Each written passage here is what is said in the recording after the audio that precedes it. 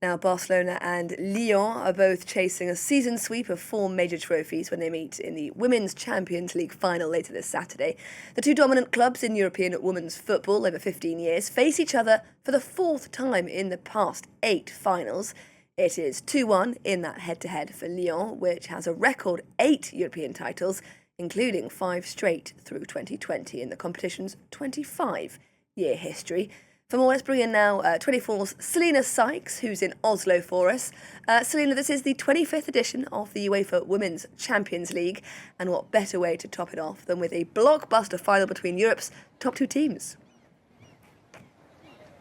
That's right, Haxie. I couldn't put it better myself. These are the top 2 teams in Europe. This has emerged, developed even into the fiercest rivalry in women's football in Europe. Not much has separated the pair this season in the Champions League. Barca finished top in the league phase, but Lyon were just behind. They had the same amount of points, but finished behind on a goal difference. As you mentioned, these two teams will be facing each other for a 4th time in the Champions League final. Lyon have 2 wins. Barcelona have 1, but that is the more recent one in 2024. They account for 9 out of the last 10 Women's Champions League titles, the only exception being Arsenal, who beat Barcelona in the final last year. And it's a star-studded lineup to look forward to here in Oslo. The return of Aitana Bonmati, who's recently returned from injury. She made a substitute appearance for Barcelona in the semi-finals, and then this final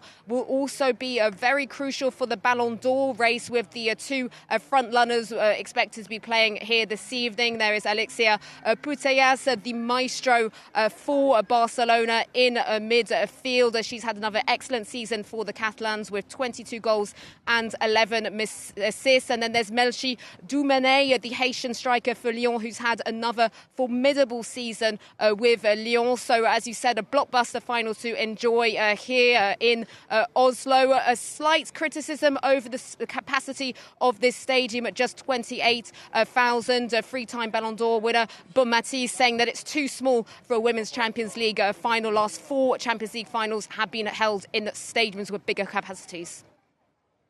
Now, no one has won more Champions League titles than Lyon, but it has to be said they come into this clash as the underdogs.